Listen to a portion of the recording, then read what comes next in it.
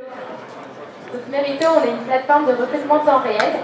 Pour la petite histoire, moi j'étais manager chez Leroy Merlin et j'ai craqué avec les agences d'intérim qui m'envoyaient que des intérimaires pas motivés, qui arrivaient en retard, qui avaient oublié leurs chaussures de sécurité, que j'étais obligée de virer une demi-heure plus tard, tellement ils ne faisaient rien et que ça me coûtait cher sur mon compte de résultats. Et du coup, j'ai décidé de créer Mérito.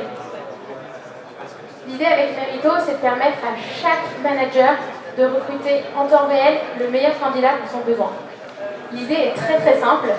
Il suffit pour un manager de recommander les anciens candidats qu'il a eus. On travaille notamment avec Pinky et Simply au sein de l'AFM.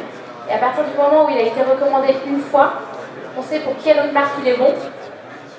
Et du coup, on sait chez qui l'envoyer. Double intérêt pour les candidats qui retrouvent des missions sans candidater et pour les managers qui n'ont plus besoin de poster d'annonces, de faire des entretiens.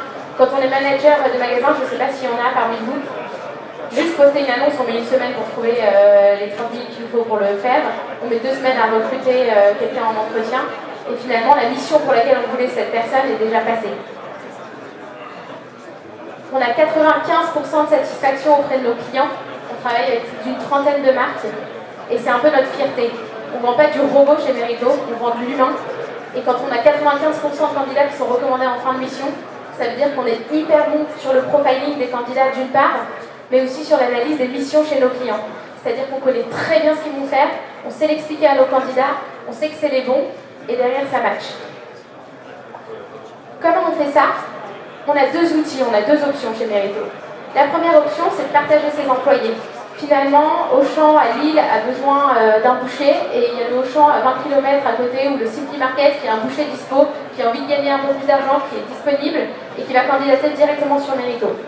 Donc l'échange d'employés, c'est vraiment le futur du travail pour nous. Je ne sais pas si vous avez déjà parlé avec vos chauffeurs Uber. Ça vous arrive de leur demander ce qu'ils faisaient avant? Oui? Non? Moi, je le fais à chaque fois. Ce matin encore, j'ai parlé à ma petite nana, à la chauffeur Uber, je lui ai dit mais tu faisais quoi avant? Elle me dit bah, j'étais secrétaire dans un grand groupe, 9h, 20h tous les jours, je voyais pas mes enfants, j'avais mal au ventre, j'arrivais pas à gérer ma vie. Et du coup maintenant je travaille de 5h à midi et je peux aller chercher mes gosses à 16h. Tout ça pour dire que quand on a une compétence, quand on a un savoir-faire qui est reconnu par des managers, on peut gérer son emploi du temps. On peut décider de travailler du lundi au vendredi cette semaine chez Simply et mardi et mercredi la semaine d'après chez Auchan. Ce sera possible dans 10 ans. Et en installant Mérito chez vous, c'est ce que vous permettez à vos employés de faire. Et nous, on y croit dur comme fer. Aujourd'hui, notre plateforme d'échange d'employés ne permet pas de répondre à 100% des demandes. C'est pour ça aussi qu'on fait du recrutement à la carte. Voilà, pour nous, le futur du travail, c'est maintenant. L'échange, la collaboration, c'est maintenant. Si vous aussi, vous pensez que le 21e siècle, c'est ça, bah, venez nous voir, on est juste là-bas. Merci. Maintenant, est-ce que vous avez des questions?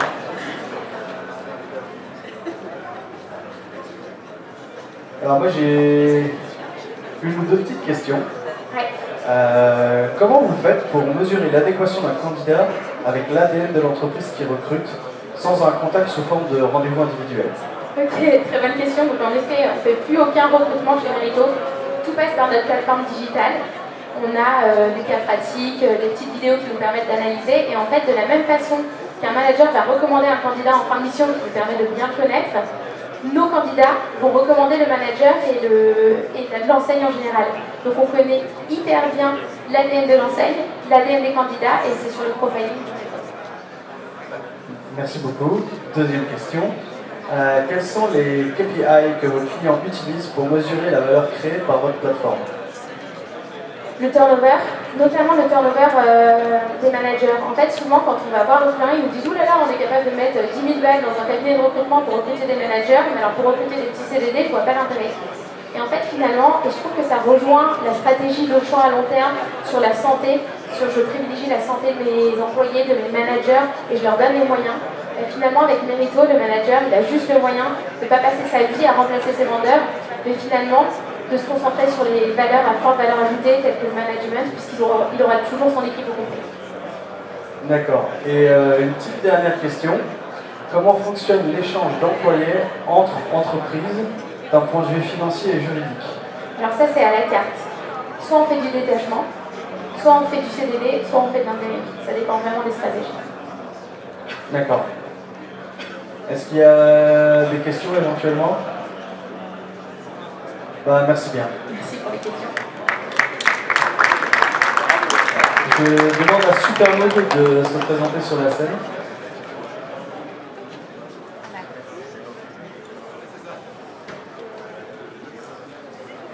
Bonjour à tous.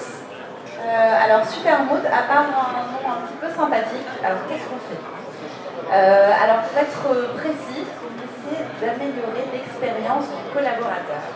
Alors comment est-ce qu'on y arrive?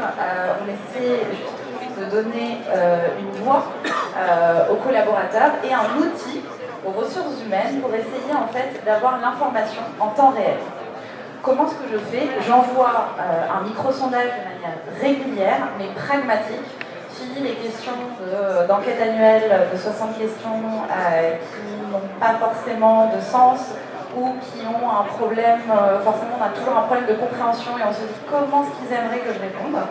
Donc aujourd'hui on est vraiment sur des questions pragmatiques, essayer d'avoir du feedback en temps réel et de se dire qu'il est impensable aujourd'hui de pouvoir permettre à la fonction RH de pouvoir faire au mieux son travail sans lui donner un outil pour récupérer la data en temps réel et également d'améliorer l'expérience des collaborateurs grâce au deuxième outil que vous voyez, qui est un outil de reconnaissance. Alors comment est-ce qu'on fait? On envoie, en plus du micro-sondage, un remerciement à un collaborateur de son choix, une fois par semaine. Donc ça, l'ARH ou la direction n'a aucune vue sur ce message-là, c'est vraiment entre les deux collaborateurs. Et tout ce qui est fait sur la plateforme n'est géré que par Supermode de manière confidentielle et anonyme. On constitue donc un tiers de confiance qui fait que les collaborateurs puissent apporter leur feedback, mais en toute confiance. Et permettent également, à travers la plateforme, d'avoir du reporting pour les collaborateurs de manière transparente. Parce que si je réponds, j'ai envie aussi de connaître les résultats, j'ai envie d'avoir un reporting mensuel en tant que collaborateur et j'ai envie que la société puisse être transparente avec moi au niveau de la publication des résultats, de comment est-ce qu'on va, qu'est-ce qui se passe et quelles sont les solutions des collaborateurs qui ont été apportées, qui pourraient être appliquées de manière pragmatique et opérationnelle. Alors, à quoi ça ressemble le petit micro-sondage? Alors, vous n'avez pas l'animation là, parce qu'à mon avis, ça ne doit pas être en PowerPoint, mais c'est très rapide, donc vous avez 3 petites questions. 2 questions fermées, une question ouverte, la question ouverte auquel vous n'êtes pas obligé de répondre.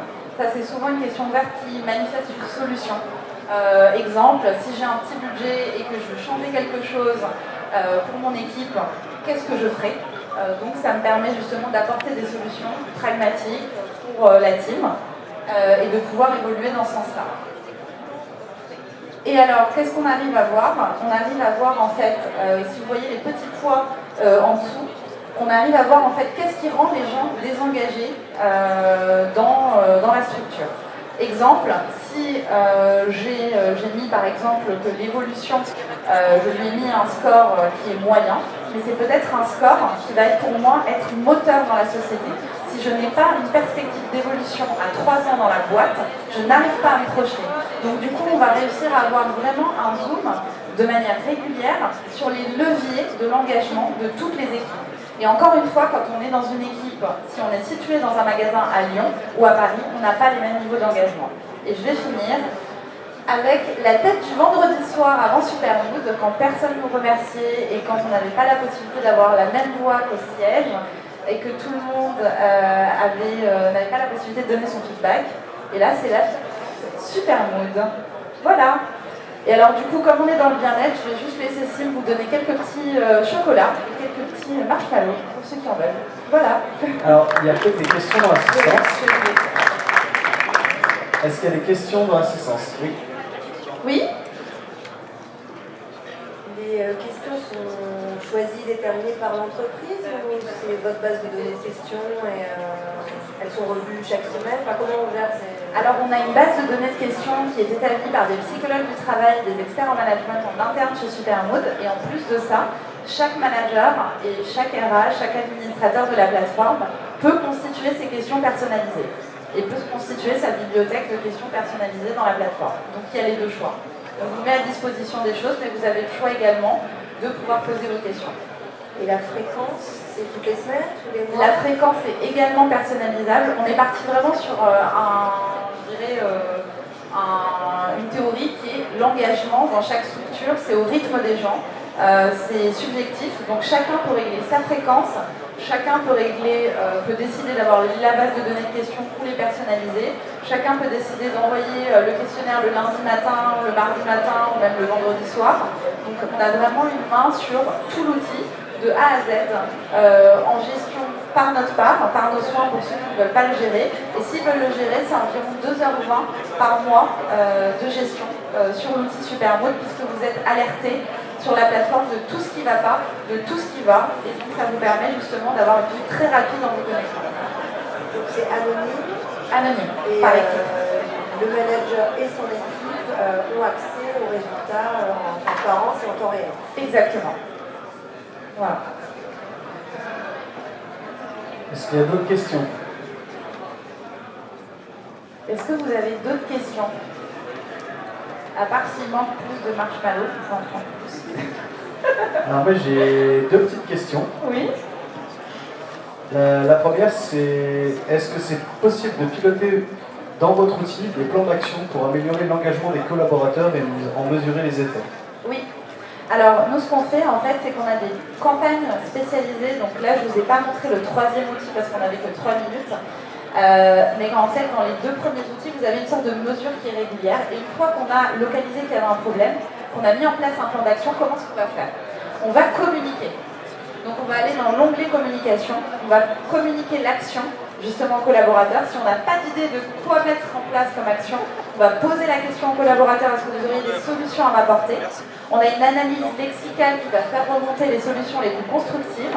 Et après, on va dire, voilà, on va mettre en place cette solution. Je mets pause sur le sondage et je vais traquer 6 mois après comment est-ce que l'action a été menée et les résultats entre la situation précédente et la situation postérieure. Merci. Et du coup, la dernière question, est-ce que vos clients mettent en place un encadrement particulier des fonctionnalités de feedback entre collaborateurs pour éviter les dérives? Alors, les dérives, en anonyme, j'ai envie de dire, il y a des personnes mécontentes, il y a des personnes contentes, donc il y a un peu tout. Alors généralement, comme dans la partie feedback, c'est des questions qui sont précises et qui sont ouvertes, on laisse pas de questions générales. C'est pour ça qu'on conseille vraiment sur la partie de la data, quand on la récupère, il faut savoir comment poser la question. Et c'est pour ça qu'on assiste justement les administrateurs. Donc il y a eu des j'en ai marre, je veux me casser de cette boîte, j'en peux plus. Voilà, donc il y a eu des cris du cœur. Généralement l'expression de la colère est une solution. Voilà, mais il n'y a pas eu de dérive plus que ça aujourd'hui. Et en termes d'encadrement, vu que c'est anonyme, il n'y a pas de personne qui pourrait être visée, parce que de toutes les manières, on bloque tous les filtres. S'il y a 2 femmes dans une équipe qui répondent, il est impossible de savoir que c'est une femme qui a répondu. Donc voilà, on bloque tous les filtres, il y a impossibilité de retourner en fait à la personne qui a mis le commentaire. Donc la seule dérive, c'est en termes d'administrateur d'être mécontent de lire un commentaire qui peut être, je dirais, assez virulent et déceptif. Ça ne peut que donner envie de faire mieux pour le reste de l'équipe. Voilà. Merci bien. Merci beaucoup. Bonne journée. Bon appétit, je pense, pas longtemps. Je vais demander à Ilan de venir sur la scène.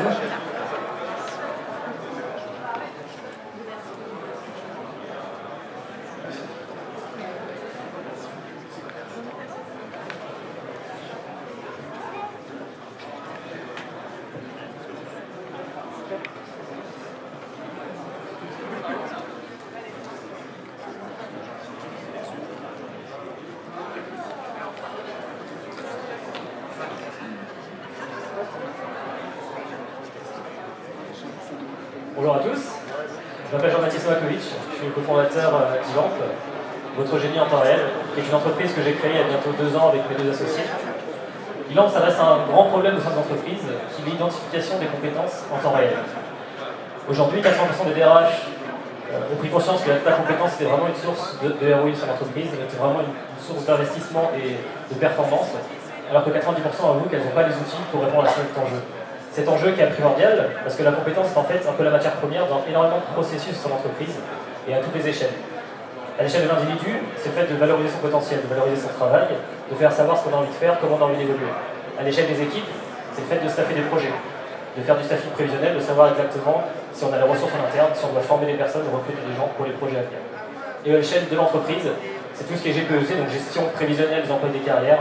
Donc plus d'orientation stratégique de l'entreprise, de savoir quels métiers vont apparaître, vont disparaître et comment adapter ses formations et son recrutement. Pour faire ça, Ilamp avant tout, c'est une techno. On a créé un moteur, un processeur qui veut devenir le processeur de la data compétence au sein de l'entreprise. Donc qui va agréger l'ensemble des données de l'entreprise, toutes les compétences, tous les métiers, toutes les façons qu'on a d'évaluer le potentiel d'un individu. Nous on le rassemble et on le rend disponible, collaboratif et évolutif et analysable. Là-dessus viennent se brancher plusieurs interfaces. La première c'est l'interface manager. Donc chaque manager va pouvoir créer ses projets. Pour chaque phase du projet, dire de quelles compétences il a besoin. Et on va pouvoir lui dire en temps réel si oui ou non les ressources sont disponibles en interne, si les équipes ont bien travaillé ensemble par le passé, etc., etc. On prend en compte toutes les contraintes de l'entreprise, tous les critères, que ce soit savoir-faire, savoir-être, connaissances, etc. Le collaborateur va avoir accès à une interface web et mobile collaborative où il va pouvoir valoriser son potentiel, déclarer l'ensemble de ses compétences, de son savoir-faire, mais aussi trouver des experts. Dès qu'il aura une problématique, il va pouvoir chercher n'importe quelle compétence, trouver l'expert dans l'entreprise qui va pouvoir l'aider directement via la plateforme. Tout ça en plus en lui permettant de déclarer les profils métiers qu'il a envie d'atteindre, s'il a envie d'évoluer dans l'entreprise, les formations qui l'intéressent, les nouveaux métiers éventuellement s'il a envie de se reconvertir, etc. Tout ça génère de la donnée qu'on remonte pour la première fois en temps réel au DRH. Donc elle va vraiment avoir une vision globale de l'entreprise, de l'ensemble des métiers et des compétences de la boîte pour pouvoir mieux agir et prendre de meilleures décisions. On travaille aujourd'hui avec une vingtaine d'entreprises, principalement des ateliers des grands groupes. Pour vous donner quelques exemples, on travaille avec une construction pour les aider à staffer leur chantier, avec la SNCF pour gérer leur GPEC, donc vraiment faire un suivi des compétences des collaborateurs, les aider à évoluer. On travaille maintenant avec beaucoup de services publics aussi pour les aider à la reconversion de leurs collaborateurs. En fait, ils sont plus à l'aise dans leur métier pour trouver un nouveau poste, etc. Avec des boîtes de conseils pour staffer rapidement la consultance sur plusieurs projets, etc. On a eu la chance cette année d'être nommé meilleure start-up RH par le cercle des directions des ressources humaines et informatiques françaises et d'être soutenu par tout un autre partenaire à réseau. Et donc si vous aussi vous voulez révéler votre génie ou les génies qui se cachent dans votre entreprise, je vous invite à venir nous rencontrer à notre stand ou à vous poser des questions. Merci beaucoup. Alors, avec surprise, je vais demander s'il y a des questions dans l'assistance.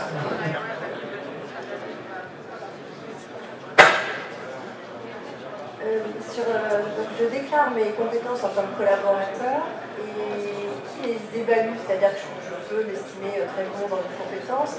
Finalement, comment on fait pour évaluer réellement cette compétence au terme déclaratif?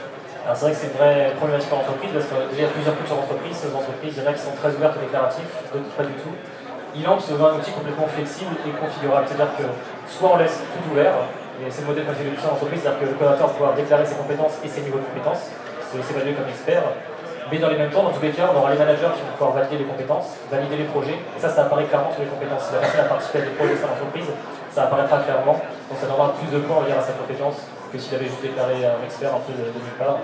Les RH aussi peuvent déclarer, valider les compétences. Et on a aussi des systèmes de formation et de certification qui donnent le droit, on va dire, de récupérer des compétences. Donc si on a suivi telle formation, on a telle compétence a fortiori, etc.